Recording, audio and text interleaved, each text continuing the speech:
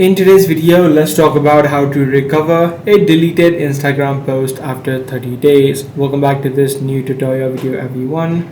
Now, Instagram does not provide you a straightforward way on how you can recover a deleted post if you have permanently deleted from your Facebook profile. If you have just archived it and not visible on the profile section, you can just head over to the archives, which you can find on the hamburger menu. Just head over to the archive section where you'll be able to see all of the posts that you have archived. So just tap on the post option and you'll be able to see all of them. But however, if you have permanently deleted them, the only way that you can try out is try to recover or download your account data profile. So what you can do is head over to the hamburger menu again, head over to account center, and then head over to your information and permission, where you'll be able to see the option called export your information. While Meta will permanently delete all of your data, fragments such as text or maybe compressed media files may still remain within this option. So you'll need to add in your email address, and within a few minutes you should be able to get an email from Meta where you'll be able to see all of your information being downloaded.